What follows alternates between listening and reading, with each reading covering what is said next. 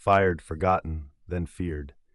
You don't give 30 years of your life to something and walk away whole. You leave pieces of yourself behind, buried in office carpets, locked in filing cabinets, stored in late-night emails and unfinished cups of coffee. That was me, Malcolm Granger.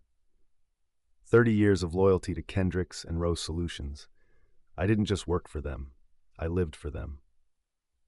I started at the bottom, data entry. No one remembers the kids in the corner with their heads down, typing till their fingers went numb.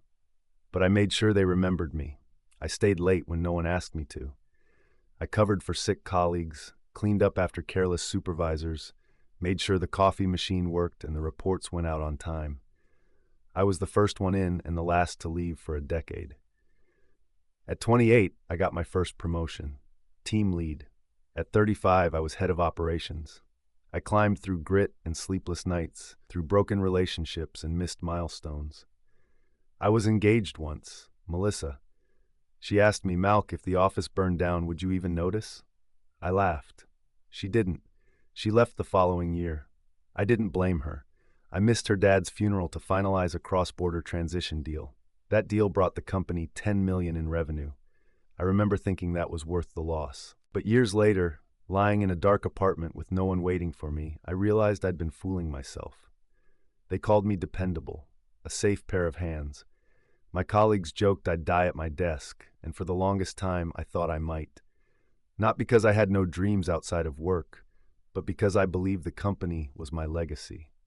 I thought they saw me that way too. Then things started changing.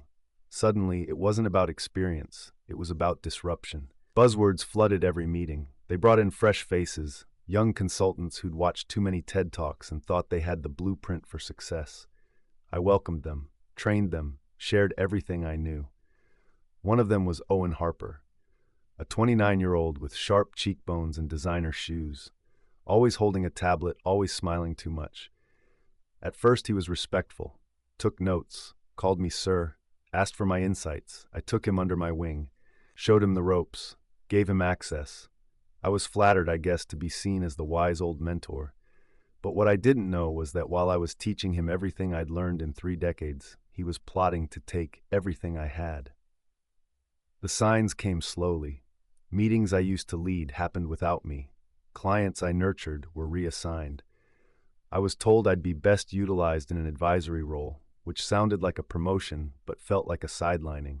I found myself being asked to review his work instead of doing my own. Then it happened. A high-stakes infrastructure rollout, one I'd been planning for months, suddenly experienced a critical failure. A deployment patch went live 3 days late, triggering a cascade of data sync issues for our biggest client.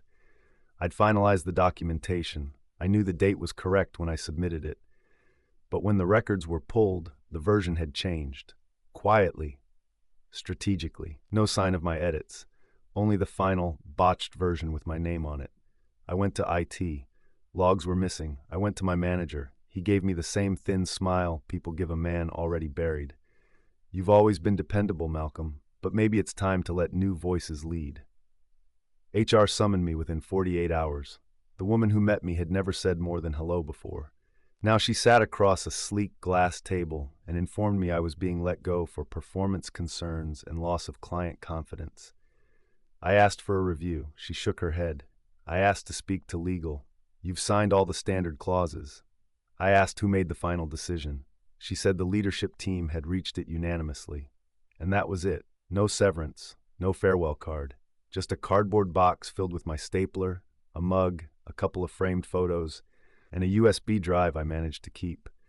I walked to my car. It was raining. I watched the water streak down the windshield and didn't even start the engine. I sat there for over an hour, stunned. 30 years. Gone. Just like that. The first week I didn't leave my flat.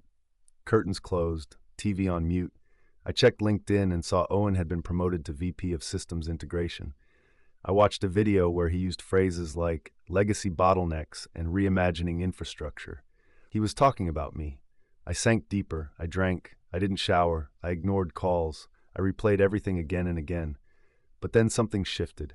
I remembered who I was, what I'd built, the hours, the sacrifices. I wasn't going out like that. I got up. I cut the alcohol. I started running every morning. I read every new white paper, retrained myself on emerging systems. I shaved the beard, updated my wardrobe, rebuilt my CV. By month 4, I looked like a different man. And then karma came knocking. Westmark Financial, a client I had managed for over a decade, reached out. They were furious. The guy Kendricks and Rowe sent in your place doesn't understand anything. Systems are falling apart. We need you back. Name your price. I smiled for the first time in months, but I didn't return as an employee. I returned as a private contractor on a 6-month retainer, triple my previous salary, with a clause that prevented termination without board approval, and a payout clause so ironclad it made lawyers nervous. I walked back into Kendricks and Rowe through a side door they didn't expect. Owen's face when he saw me again was priceless. "Malcolm," he said, trying to smile, "this is unexpected." "Is it?" I replied. His voice cracked slightly. He couldn't block me, couldn't get rid of me. I didn't report to him. I reported directly to the CFO and the board. And I had one goal. Not to prove anything, but to show them what happens when you try to erase a man like me. I quietly undid everything he'd broken. I didn't shout.